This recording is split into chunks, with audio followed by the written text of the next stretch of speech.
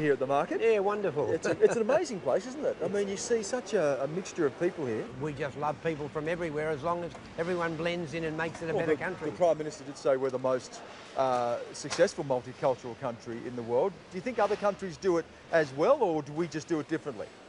I think we do it differently. I think if you look at sort of what I would call modern Australia from when European men and women came here, it's such a mixture from so many different countries, and I think that's where you find that there's a lot of toleration here. Do you worry that we're at risk of losing these things, what it is that makes Australia the country that it is? Absolutely. We're going to destroy Australia as we know it today if we're not careful. That's a big claim. Absolutely, destroy it completely, because one of the things about this country is small population. I mean, Aboriginal people knew they never had more than 1 million people here over 40,000 years and more, because they knew there's a thing called a stocking capacity. We now have about 23, 24 million. The plan's at the moment to go to 100 million at the end of this century. That will mean there'll be a hell of a lot of very poor people like America. Oh yeah, but you know, I've lived in Chinese cities where there are more than 20 million people, and they seem to be able to do it, and they're now emerging as the biggest economy in the world. Yeah, but you say they can do it. I mean, I travelled from the south to the north of China in a train, and there wasn't more than 2 kilometres of visibility the whole way. If you want to have over 1 billion people to our standard of living, you've got incredible problems, because the fuel that we need to keep warm in winter and to keep cool in summer is staggering. And so that's going to be the problem of big populations. Are you trying to hold back the tide though, Dick? We live in a globalised world where there is the movement of people unseen in human history. Yeah. No, holding back the tides, total number of people, never before has there been 7 billion people on this earth. We're in plague proportions. Now, I've got this graph. Okay. I want to show this to you here, because what it shows is Japan and Germany. This is population growth over a 12-month period. Japan's down 0.5%, Germany 0.2%. They're getting their populations in control. And then look, Thailand 0.25%, Finland. Australia has got the highest growth rate of any developed country in the world. But these countries have bigger populations than we do. Don't we need the people? For the first time, our gross domestic product per head is now going down. So what's going to happen? We're going to end up in the United States, like the United States. In the 1950s, when I was a young boy, Americans were wealthy, Australians were poor.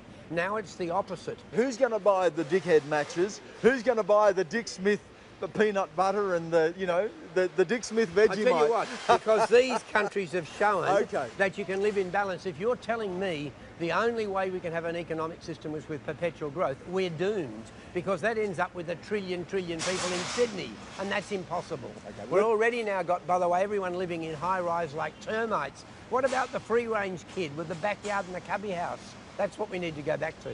Let's go and talk to some people about that, Dick. Thank you. Yeah, lovely to meet you. Dick's got an idea. Dick, you tell him. My idea is that you can't grow the population forever. We could get to 100 million or 1 billion people here, but there'll be a lot of poor people. I think we're about the sweet point now, and I think we should be like Japan and Germany and start saying, let's live in balance. What do you reckon? You reckon there's too many people here now? Limit the population increase. Yep. That's correct.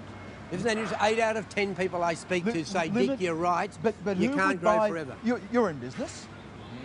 Can you grow an economy if you limit the number of people? Who's going to buy your product? Well, that's a natural. It's ridiculous. You say you have to have perpetual growth. You're on Dick's side. Well, it's not a question of being Dick's side. Everything has to be in moderation. I'm a migrant also, 61 years here. Yeah? And you reckon close the door? No. No? No. So this isn't the migration thing? The doors should always be open. Yeah, look, we have about 190,000 immigrants per year. If we brought that to 70,000 per year, that's very high by developed world standards, but it would end up levelling our population out at about 26 million. And that's what we've got to do. You can't grow forever because our kids and grandkids aren't going to have jobs. Hey mate, how you going? You know this bloke? Yeah, we're talking about population. Everybody, let me put the other argument. I was having a bit of a discussion with Dick about this. The economy grows when you have more people, more customers, more opportunity for people. If we limit the population, aren't we limiting our potential? You can look at it that way, but at the end of the day, it's where the wealth goes. If it's concentrated at the very, very top, and it doesn't filter down. But that's about regulation. That's about spreading wealth. But how do you grow an economy if you have fewer people? Well, fewer people, you need to increase productivity, okay, of the people that are already here. And if there's underemployment, okay, or if there's unemployment, it doesn't matter how many people you've got here. It's a burden on the government. I'm never talking about fewer people. I'm just saying that you get to a sweet point and you can't have endless growth in a finite world, Stan. You seem to not understand that. All I'm saying is let's live in balance when we get to the sweet point. We know historically that our country has grown and we have become richer when we've had more people. We certainly have, and if you look at it, we're only 25 million, not even 25 million. So there's huge potential there. It's the problem that the number that you bring in, how that wealth is generated or how that wealth is spread amongst the population. So how many do you reckon we could handle? 50 million? Oh, look, there's you've got countries in the United States and Europe have got 20 million in cities. So we could easily 50 million, Dick. Could we easily sustain do that. our lifestyle? We could hold 1 billion people here, but there'll be a hell of a lot of unbelievably poor people. I believe our kids and grandkids won't have jobs. And some economists are saying he's mad. Why would he He's be mad. Because we need more people. Because you need more people to grow the economy. That's what common they say. sense. That's common sense. That you should live in balance? Do you think? Well, everyone should live in harmony. Is that balance? Dick's saying we should have about 26 million people here at a time when a lot of respected economists, people who know this, say we should have around 50 million or more. Well, Australia have blessed him because we've got more than enough to feed 100 million. We could feed 200 million. So there you go. There you go, Dick. But all we need is a proper infrastructure in place. Now, I've always believed this NBN. Here we go. This NBN. Now, the money they spent on that, why couldn't we put a pipeline from the Orb River into the middle of Australia where there's nothing there and grow things? Because with water, people will come. Dick's saying we should only have about 26 million. But do you reckon we could have 200 million? Oh, shit, easy.